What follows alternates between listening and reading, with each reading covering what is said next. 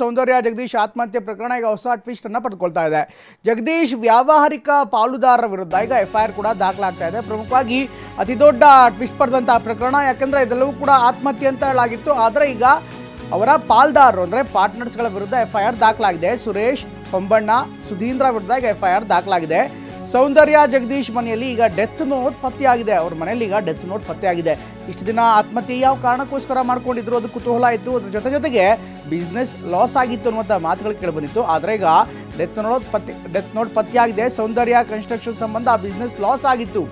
Business ಲಾಸ್ಗೆ ಪಾಲ್ದಾರರು ಕಾರಣ ಅಂತ death ನೋಟ್ನಲ್ಲಿ ಉಲ್ಲೇಖ ಮಾಡಿರುವಂಥ ಸಾಧ್ಯತೆ ಇದೆ ಅಂತ ಹೇಳಲಾಗ್ತಾ ಇದೆ.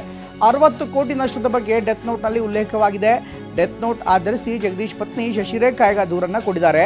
ಮಹಾಲಕ್ಷ್ಮಿ ಲೇಔಟ್ ಪೊಲೀಸ್ ಠಾಣೆಯಲ್ಲಿ ಪ್ರಕರಣ ದಾಖಲಾಗಿದೆ. ಒಟ್ಟಿನಲ್ಲಿ ಈ ಪ್ರಕರಣ ಈಗ ಹೊಸ ತಿರುವನ್ನು ಪಡೆದುಕೊಳ್ತಾ ಇದೆ. ಆರಂಭದಲ್ಲಿ ಆತ್ಮಹತ್ಯೆ ಮಾಡ್ಕೊಂಡಿದ್ದು ಯಾವ ಕಾರಣಕ್ಕೋಸ್ಕರ, ಇದು ಸಹಜವಾದಂಥ ಪ್ರಶ್ನೆ ಇತ್ತು. ಆ ಸಂದರ್ಭದಲ್ಲಿ ಬಹುಶಃ ಡಿಪ್ರೆಷನ್ಗೆ ಹೋಗಿದ್ರು, ಸಾಕಷ್ಟು ಮನನೊಂದಿದ್ರು. ಅವ್ರ ಮನೇಲಿ ಇನ್ನೊಬ್ಬರು ಸಾವಾಗಿತ್ತು, ಅದರಿಂದ ಕೂಡ ಸಾಕಷ್ಟು ಡಿಪ್ರೆಷನ್ಗೆ ಹೋಗಿದ್ರು ಅಂತ ಮಾತುಗಳೆಲ್ಲ ಕೂಡ ಕೇಳಿಬಂದಿತ್ತು. ಆದರೆ ಈಗ ಮಾರುತಿ ಮರಡಿ ನಾರಿ ಸುವರ್ಣ ಕುರಿ ಸಾಕಿ ವರ್ಷಕ್ಕೆ 30 ಲಕ್ಷ ಲಾಭ ಗಳಿಸ್ತಿದ್ದಾರೆ. ನೀವು ಕೂಡ ಅವರಿಂದ ಕಲಿಬೇಕಾ? ಅವ್ರ ಜೊತೆ ವಿಡಿಯೋ ಕಾಲ್ನಲ್ಲಿ ಮಾತಾಡಬೇಕಾ?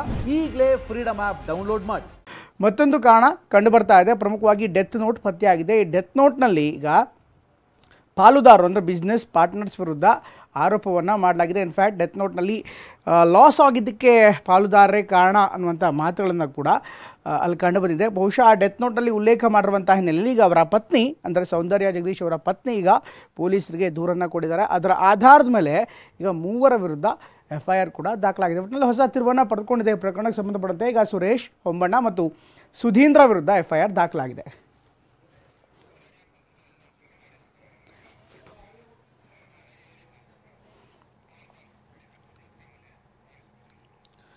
ರೈಟ್, ಇವಾಗ ಇನ್ನಷ್ಟು ಹೆಚ್ಚಿನ ಮಾಹಿತಿಯನ್ನು ನೀಡ್ತಾರೆ ನಮ್ಮ ಪ್ರತಿನಿಧಿ ಪ್ರಜ್ವಲ್ ಜಾಯ್ನ್ ಆಗ್ತಾರೆ. ಪ್ರಜ್ವಲ್, ಇವು ಪ್ರಕರಣ ಗಮನಿಸ್ತಾ ಇದ್ದಾರೆ. ಸಹಜವಾಗಿ ಆರಂಭದಲ್ಲಿ ಒಂದಿಷ್ಟು ಡಿಪ್ರೆಷನ್ ಆಗಿರ್ಬೋದು, ಬೇರೆ ಬೇರೆ ಕಾರಣ ಇರ್ಬೋದು, ಮನೇಲಿ ಯಾವುದೋ ಸಾವಾಗಿತ್ತು, ಅದರಿಂದ ಮನನೊಂದಿದ್ರು ಅನ್ನುವಂಥ ಮಾತುಗಳೆಲ್ಲ ಕೇಳಿಬಂದಿತ್ತು. ಆದರೆ ಈಗ ನೋಡ್ತಾ ಇದ್ದಾರೆ, ಈಗ ಡೆತ್ ನೋಟ್ ಕೂಡ ಸಿಕ್ಕಿದೆ. ಇದರಲ್ಲಿ ಪಾರ್ಟ್ನರ್ಸ್ಗಳ ವಿರುದ್ಧ, ಬಿಸ್ನೆಸ್ ಪಾರ್ಟ್ನರ್ಸ್ಗಳ ವಿರುದ್ಧ ಗಂಭೀರವಾದಂಥ ಆರೋಪವನ್ನು ಮಾಡಲಾಗಿದೆ. ಹೀಗಾಗಿ ಈ ಪ್ರಕರಣ ಈಗ ಹೊಸ ಟ್ವಿಸ್ಟನ್ನು ಪಡೆದುಕೊಳ್ಳದೆ ಸಹಜವಾಗಿಯೇ ಮುಂದಿನ ಕಾನೂನು ಪ್ರಕ್ರಿಯೆ ಏನಾಗಿರುತ್ತೆ, ಜೊತೆಗೆ ಪೊಲೀಸರು ತನಿಖೆಯನ್ನು ಎಲ್ಲಿ ಮುಂದುವರಿಸ್ತಾ ಇದ್ದಾರೆ, ಯಾವ ರೀತಿ ಪ್ರಕರಣ ಸಾಗ್ತಾ ಇದೆ?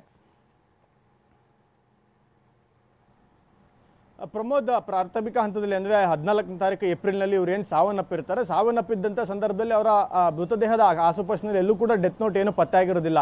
ಮೃತದೇಹ ಮನೆಯಿಂದ ಹೊರಭಾಗದಲ್ಲಿ ವರಂಡದಲ್ಲಿ ನೇಣು ಹಾಕೊಂಡಿದ್ದ ರೀತಿಯಲ್ಲಿ ಸಿಕ್ಕಿರುತ್ತೆ. ಆವಾಗ ಮನೆಯವರು ಸಹಿತ ಇವರು ಯಾವ ಕಾರಣಕ್ಕೆ ನೇಣು ಹಾಕೊಂಡಿದ್ದಾರೆ ಅನ್ನೋದನ್ನ ತಿಳಿದುಕೊಳ್ಳುವಲ್ಲಿ ವಿಫಲರಾಗಿದ್ದು, ಮತ್ತು ಪೊಲೀಸರಿಗೂ ಸಹಿತ ಬೇರೆ ಯಾವುದೇ ಸಾಕ್ಷಿಗಳು ಸಿಕ್ಕಿರಲ್ಲ. ಆದರೆ ಈಗ 1 ತಿಂಗಳ ಬಳಿಕವಾಗಿ ಅವ್ರ ಮನೆಯವರು ಸೌಂದರ್ಯ ಜಗದೀಶ್ ಅವರ ಬಟ್ಟೆಗಳನ್ನು ಪೂಜೆಗೆ ಇಡಬೇಕಂತೇಳಿ ತೆಗಿತಿದ್ದಂಥ ಸಂದರ್ಭದಲ್ಲಿ ಬಟ್ಟೆ ಒಳಗಡೆ ಒಂದು ಡೆತ್ ನೋಟ್ ಸಿಗುತ್ತೆ ಅಂತೇಳಿ ಅವರ ಪತ್ನಿ ಶಶಿರೇಖಾ ಅವರು ಈಗ ಉಲ್ಲೇಖವನ್ನು ಮಾಡ್ಕೊಂಡಿದ್ದಾರೆ. ಆ ಡೆತ್ ನೋಟಿನ ಆಧಾರವಾಗಿ ಈಗ ಮಹಾಲಕ್ಷ್ಮಿ ಲೇಔಟ್ಗೆ ಪೊಲೀಸ್ ಠಾಣೆಗೆ ಒಂದು ದೂರನ್ನು ಕೊಟ್ಟಿದ್ದಾರೆ. ಆ ಪೊಲೀಸ್ ಠಾಣೆಯಲ್ಲಿ ದೂರಿನ ಅನ್ವಯವಾಗಿ IPC ಸೆಕ್ಷನ್ 420 ಮತ್ತು 306 ಅಡಿಯಲ್ಲಿ ಕೇಸನ್ನು ದಾಖಲು ಮಾಡಿಕೊಂಡಿದ್ದಾರೆ. ಪ್ರಮುಖವಾಗಿ ಯಾರ ವಿರುದ್ಧ ಏನಕ್ಕೆ ಅಂತ ನೋಡೋದಾದ್ರೆ, ಸೌಂದರ್ಯ ಕನ್ಸ್ಟ್ರಕ್ಷನ್ ಅನ್ನ ಪಾರ್ಟ್ನರ್ ಆಗಿದ್ದಂಥ ಹೊಂಬಣ್ಣ, ಸುರೇಶ್, ಸುಧೀಂದ್ರ ಅಂತ ಹೇಳಿ 3 ಜನ ಏನಿದ್ದಾರೆ, ಈ 3 ಜನರು ಸೇರಿಕೊಂಡು ಸುಮಾರು 60 ಕೋಟಿ ಹಣವನ್ನ ಲಾಸ್ ಮಾಡಿ ವಂಚನೆಯನ್ನ ಮಾಡಿದ್ದಾರೆ. ಮತ್ತೆ ಹಂತವಾಗಿ ತನ್ನ ಕಂಪನಿ ಲಾಭದಲ್ಲಿ ಇದ್ರೂ ಸಹಿತ ಅದು ಲಾಸ್ ಅಲ್ಲಿ ಇದೆ ಅಂತ ಹೇಳಿ ಸೌಂದರ್ಯ ಜಗದೀಶ್ ಅವರಿಗೆ ತೋರಿಸಿ ಅವರ ಕಡೆಯಿಂದ ಖಾಲಿ ಪೇಪರ್ಗಳಿಗೆ ಸೈನು ಮತ್ತೆ ಖಾಲಿ ಚೆಕ್ಗಳಿಗೆ ಸೈನನ್ನು ಪಡೆದುಕೊಂಡು ಹಂತವಾಗಿ ಒಟ್ಟು 60 ಕೋಟಿಯನ್ನು ಲಾಸ್ ಮಾಡಿದ್ದಾರೆ ಮತ್ತೆ ವಂಚನೆಯನ್ನ ಮಾಡಿದ್ದಾರೆ. ಮತ್ತೆ ಅದನ್ನ